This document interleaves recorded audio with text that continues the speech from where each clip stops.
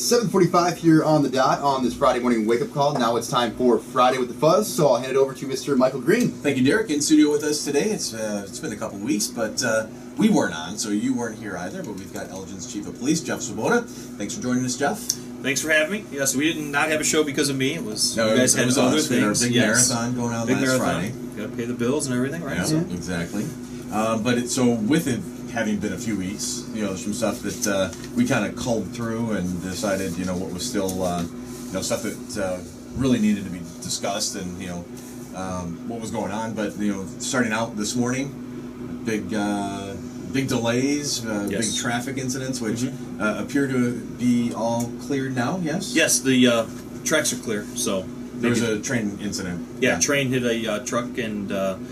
nobody inside the truck, nobody injured, but did cause some delays. The train was obviously stopped then for a little while and caused some traffic backup, but that's all been cleared and traffic is flowing as normal. Well, that's good. Yeah.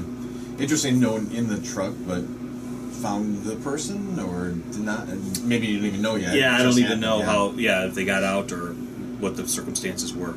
But also on 20 and Randall, I noticed as I was coming in as well that there was a traffic crash that was backing up for it was for eastbound Route 20 at Randall. There was an accident. It might be cleared by now, but there was a little bit of delay going on there too. So for a crash right where it was merging from Randall and 20. So just drive safe.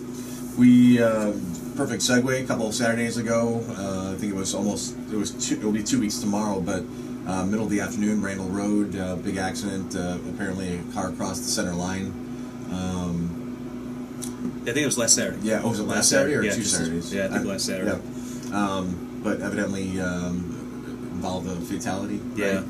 Yeah, so a gentleman who was driving northbound on Randall Road struck another car going southbound, so a pretty bad head-on collision, and unfortunately the driver of one of the vehicles was killed. First thought, right, was, goes out to his family and friends and stuff like that, and secondly, immediately for me after that was, I just hope it wasn't anything like distracted driving. Preliminarily, nothing to that, any...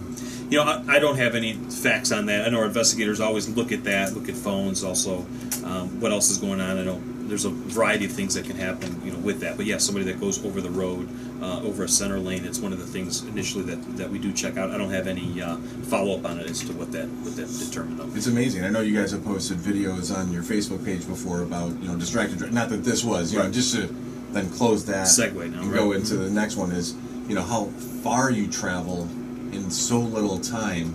And they say, imagine closing your eyes for 5 seconds, you've now traveled like 2 football fields or something. When you think about it like that, wow, that's a big distance. Yeah, a lot of things, you can drift, things can change in front of you. You might look up and there's nobody on the road, and then you look up again and wow, where did that person come from? That bicyclist, I didn't notice before. So much can happen, and it's one of those things people always ask, are you enforcing the cell phone ban while driving? And we certainly are. We've wrote hundreds, if not thousands, of tickets for it, but it literally could be the only thing we do all day, every day, and we still wouldn't solve that problem. It's so prevalent. It's amazing how many people I still see doing it. Yeah. Even just talking on their phone, just holding it up to their ear. Oh yeah, blatant too. You see some that what they're doing, they're trying to hide it, and then you see, nope, don't even care, just right up to their ear. Not funny, but somewhat funny, I guess. We were at our neighborhood meeting the other night, and Officer Rapp was there and talking about the. He's on the traffic division, makes a lot of traffic stops, and one of the ones we were really focusing on was this, distracted driver and people talking on their cell phones, and talked with the guy, and one person literally told him, hold on 1 second, I'm almost done, while he was finishing his phone call, and then as Jim Rapp at a note stopped, said, hey, what's going on? You can't have your phone, and the person said, well, they called me. He said, well, that may be the case, but you can't answer. Oh, okay, I'll take it then. Yes, you can't answer. Yeah, where are they at? Don't they know you're driving? So yes, just put your phone down and put on. A lot of these smartphones now have driving mode. Yes, where you can go into and it sends them an auto message, or sends they'll call directly to voicemail if the car is in motion. It's got the GPS that it utilizes and stuff like that. But it's amazing how many cars I see. Just the other day, I commented, I'm pretty sure that 2009 Mercedes has built-in Bluetooth but there was the person holding up their, talking and driving with it up to their ear. So, yeah, it's an uphill battle, I imagine. Right. Okay, I'll ask them. A couple things going on with a couple of good arrests, where, we always like to see the community get involved and making calls, being alert. You've talked about that now for years on the show where, that it's really what it comes down to. It's not just you. It's not just the police, that you need the community's involvement. This is their city too. It's our city. Right. There was one incident with David Menard, 36-year-old male in the 300 block of Fulton, and neighbors called and saying, some fireworks going off. Huge arrest. Authorities found gunpowder, cardboard cylinders wrapped in metallic tape, jars with various flammable liquids, PVC pipe wrapped in metallic tape, 12 homemade cherry bombs, 16-ounce container of muzzle loading. I mean, he could have started a war with some of this. I don't know how to make bombs or things like that, but yikes. Yeah, I got the call. Officers went over, and we're actually able to make an arrest and confiscate a lot of that stuff. And we've had every year. It seems that we talk about the NFL players and people who get hurt with fireworks. I mean, this stuff is no joke. And so we got the call that the person was making their own. They had a lot of explosives, and we were able to go over there and make a good arrest and confiscate a lot of things that could have done a lot of damage. So that was a good arrest. And again, like you said, it's takes everybody getting involved because there's no way we're going to necessarily know what's going on all the time or hear what somebody's doing something suspicious in their garage or you see something that you want to just let us know. Well, that's so important. Just to give us a call, let us know. The burglary to motor vehicles we talk about. You've got the "If You Like It, Lock It" campaign, and looks like last week sometime, right? September 9th, early in the morning, got a call for suspicious people in the area. Evidently a dome light may have been on in a car, and found a person in the area, made a good arrest with that as well. Again, because of the community, being involved. Yeah, got a call, a suspicious person. We find out somebody out there also sees some dome light on a vehicle not too far away, and we decided to obviously investigate it, and sure enough, find that the person's vehicle who had the dome light on was just burglarized, and the person that we were out with had proceeds from the burglary with him. So it was a great arrest that, again, stems from... the common theme here is people getting involved and giving us a call. And we talk a lot about the like it, if you like it, lock it, making sure that people really can just reduce burglaries and the chance of being a victim if they just lock up their belongings. We ran the stats not too long ago, and it was, I think, 75% of all of our burglaries that were occurring were from unlocked whatever. Unlocked car door, unlocked, the garage door left open, whatever. That if people would just take the time, I get it, we get busy, you think you're just going to run in the house and run back out, you're only going to be here a second, and then you decide to stay in for the night. But there are people out there who their job is walking around and checking car doors and stealing. So please just always take a moment, maybe even ask your family, everybody got their stuff locked up, kind of make it part of your ritual, and if we can just lock up the belongings, we can really reduce the burglaries. And having said that, last month, from August of 2015 to August 2014, we reduced burglaries, I want to say close to 30%, and that pushed us on reducing burglaries for the entire year 20-25% or so. So it works. It really does work. Lighting up your property is another one. Letting us know when something's going on and locking your cars. It's so important. We can really make quite a dent into these burglaries. We've got a couple other things that we wanted to get to, but Derek's also taking a few calls. So. I think in 3 separate calls and 3 separate questions as well. So I'll go. First question was for our first caller. What's the rule on red lights? Is there anything different at a red light? Can you be on your phone at a red light? Can you be texting at a red light?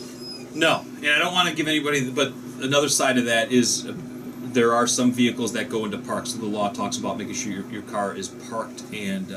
You're basically parked and the car is in park, so which would make it parked. I get that. But some cars, I know that there was a case where at the red light the car automatically went into park and the officer wrote the ticket, and I think that ticket was thrown out. So generally speaking, just don't even do it at red lights, but if the car is in parked and you're parked, I don't believe we're writing those tickets. Yeah. Another question is, I had 2 questions and a comment. Next question is about motorboats and RVs. There's a story in the paper about motorboats and RVs and pictures getting taken of them and different codes about them. He wanted just clarification on if there's any updates on a motorboat and RV coding here in Elgin. And that's not necessarily me, but at the council meetings where there was, the RV parking, there's a ban on those. I don't want to completely misspeak. This is a hot topic. Yeah. I know the council is looking at it. I don't believe there's any change right now, but I believe there might be more discussion coming on these. But yeah, boats and RVs not allowed to be there. I think the RV ordinance talks about why you're unloading or loading before you go on a trip, but you can't store them on your property. Trailers, things that are out there as far as just like somebody does lawn maintenance and has a trailer for their vehicles, those can't be parked on the street.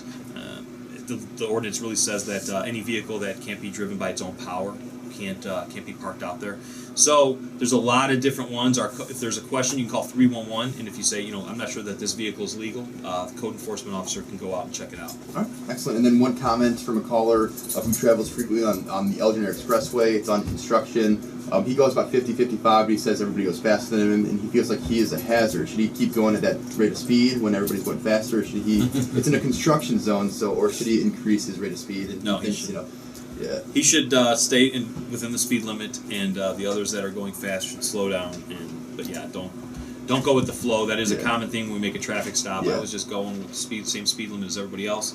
It's a great point. I mean, I've been in that situation before where I'm going, the speed limit or just a tick over or two, and I'm getting passed left and right, and people are passing me. I've been passed on the shoulder before, where it's like, what? Right. Wow. I get it, but you can't control what everybody else is going to do. So, the speed limit's there for your safety, so you go that fast. And we've had people, and I get it. They blow red lights. They go through it, but they say, oh, the person was so close to behind me, I didn't want to stop because they're going to hit me. And what people need to do is follow the law, stay within the speed limit, stop for stop signs, stop for red lights. And if other people are doing other crazy things, don't do that. And if your mother told you if everyone else ran and jumped off the bridge, would you? So you go the speed limit, you follow the laws, and the others that are driving recklessly, hopefully there'll be an officer around there at some point, or they'll get theirs at some point. Two wrongs don't make a right, and my mom always said, I don't care what the other kids are doing. If they jump off a bridge, I don't want you to do it. There you go. Yeah. Wise woman. There you go. That's all I had in the call. Way to go, Charlie. But I'm not trying to downplay. I get it when you are going, and people are right up on you. It does make it very frustrating, but you don't want to start speeding because then you'll get the expensive ticket. Absolutely. Last actual case I had, and then we had a couple other things we want to talk about, but this is scary, for any parent, right? For any family. Absolutely. It doesn't have to be a parent necessarily. 11-year-old girl evidently was attempted to be pulled behind a dumpster by Douglas Martinez. This was back on Sunday, September 6th. She happened to be with two family, you would think strength in numbers, right? Right, three kids. Three kids, and they were able to get the 11-year-old girl away from the man, told their family. Family came and was able to detain him until police arrived. But any, outside of this case, and any comments you want to make about that, is fine. But any words of wisdom for kids? I always tell, my daughter will ask at 10, can I go outside and play? I'm like, yes, and don't talk to anybody. If anybody asks you for directions, or anybody says I sent them to come get you and bring you home, nothing. Just you run away and you scream as loud as you can. Mm-hmm. Right. Exactly. I don't know what else to tell her, and I don't want to scare her to go out. Right. I don't want her not to play outside. Right. But no, I think just having honest conversations. That there are bad people out there, people that will do bad things, and don't talk to people that you don't know. Parents a lot of times too, and I know get busy, but also kind of knowing generally where your kids are at. We also tell parents make sure that kids take generally the same routes home if they're going to walk, so that if you're going to look for them along the route, hey, if you're coming home this way, always go this way, and kind of work out if they're walking to a friend's house. Knowing what your kids are wearing, so that in case we're going to look for them sometimes, and I get it, sometimes you don't need to see them, or they changed and then they went back out, or you were busy and you just didn't realize it. But my daughter, if you could try to remember, to your point, I know parents that go to amusement parks, and at the morning they take a picture of their kid. Stand right here. Here's a picture. Just, is that over the top? I don't know, but it's if you're looking for them, and I know I was lost one time in an amusement park, and it's scary for the kid and it's scary for the parents. But those types of things, just having the conversations with your kids, also making sure that kids know that if something happens, you didn't do anything wrong. So if somebody tries to offer you candy or bring you into a car or something, you got away. kids many times think they did something wrong and they won't want to tell their parent, like, I'm going to get in trouble, I shouldn't have been here. And making sure you tell kids that, you didn't do anything wrong if something like that happens, And that goes for a lot of things, kids that are abused and things. It's never the kid's fault with that stuff. So just continue having conversations, saying if weird things are happening, or you feel afraid, or even with a family member, a family member is doing something that you don't like, or it makes you feel weird, you need to just tell them that you didn't do anything wrong, and you're not necessarily getting them in trouble. People are getting themselves in trouble. So yeah, there's no real great answer with that. With this one, the other kids did a fantastic job, making noise, getting other family there, and then the family going while we were still en route, going and locating the person, and so detaining them until we got there. And so it was just we were able to make an arrest, and yeah, that was a very, very scary call. We've got we're kind of right at time, but a couple of things going on. Not only this weekend, but you've got, I think, the child safety seat inspections going on tomorrow. Yep. Tomorrow from 10 to 2 at the old Gilboa lot. Yep. So we're going to be doing safety seat with AAA. Walking in Oak Creek. You're taking part in that. Yeah.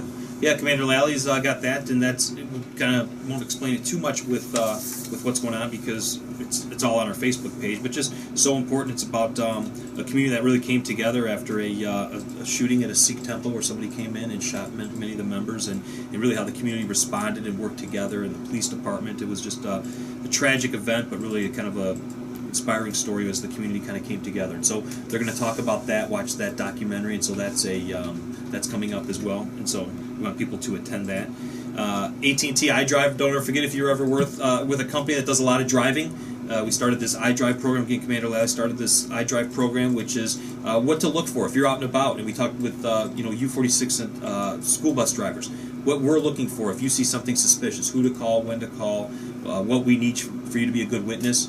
And we recently just did it at AT&T. I know we've done it at package delivery businesses. So if you have a lot of drivers out there, I think we did it for cab companies. So if you're out there driving around, what to look for, how to be a good witness. So that was really good. And I just wanted to give a quick shout out to the senior services. I was able to stop out at their picnic at the beautiful Lord's Park during the week this past week, and always do such a great job down there. Minnie and her whole staff and everybody out there, and they had a lot of Lord's. It is in that pavilion, and it was interesting. I was standing there talking to a gentleman who I couldn't believe was going to turn 92 this week. And I was talking about how in the 30s he used to go out there and ice skate on that frozen lagoon when the lagoon freezes, obviously in the wintertime. And it was just really cool to be sitting out there. It was a beautiful day, great food, great fellowship, and like we put in our Facebook post, just a big shout out to our seniors here in Elgin who are great role models. Brought up Facebook, interesting too. You're starting to get some queries from other departments. Oh, yeah. Some are coming out. We do recognize that some Facebook pages are looking a lot like ours, but then we got some calls from some local agencies saying, "Okay, wait a minute, we're just going to start stealing your stuff. How do you do it? What are your policies? How do you get it going?" I said, talk to Christy. She does it. But it really talks about we really try to keep our page relevant. We can't get stale. If you only do a post, every other day or something, it just people don't know. And so just a lot of stuff. And we put when things happen, we'll have a couple press releases coming out today, I believe, with some good arrests. And we'll be putting those out there when we have incidents of shots fired that occurred, when something's going on, something big's happening. We put that out there, but then we also put the great stuff that the officers doing on a daily basis, out playing football with the kids, picnics, that are going on. We're starting to write all these kids for having their bike helmets on while they're riding their bicycles or skateboards, and so we're writing them tickets so that they can go get free ice cream. So just all the we put the few bad things that do happen from time to time, but we put the many, many more great things that are going on. It's the great things that are going on that stick in my mind. Thinking back, I think about a couple of your rope officers playing basketball. And I can picture it. Yeah. I think of those versus some of the other bad posts or not bad posts, but good posts about bad things happening. Yeah, and Elgin's, like I say, it's a big city, and it has a lot of things going on, and we continue to work on them, but it's there's just so many more great things happening than negative things, and some will always choose to focus on the negative, but we'll do both. And tell people when they ask us about our Facebook page, you gotta play it both ways. Put the stuff out there that makes you look bad, where officers may do something that and that wasn't smart, or that happened, or we have pictures of officers driving and they're on their cell phone or something. We'll address that. We're going to get that. But also the many, many great things that officers do on a daily basis. Like I said, just a couple great arrests just yesterday, and people learn about on top of just the many, many fun stuff that officers are getting involved in. Yeah, not just our rope officers, but at every one of our we did a coffee with a cop this week as well. Yep, saw some Great videos, turnout, great officers showing up, some our senior officers, 24 years on the job, stopping by to say hi to the people, as well as officers who only got about 6 months on it. So it was a great kind of spread of the different officers and perspectives and everything. So a lot of stuff happening, and then this show as well. Just people want to know what's going on. Let us know what they need, what information they need, and we'll let them have it. Sounds good. Jeff Swoboda, Chief Swoboda, from the Elgin Police Department, joining us once again on Friday with the Fuzz. Thanks for joining us. You guys, thanks for having me, allowing me to do this every Friday. Have a great weekend. Thanks for listening, everybody. You're listening to AM 1410, WRMN. And Elgin.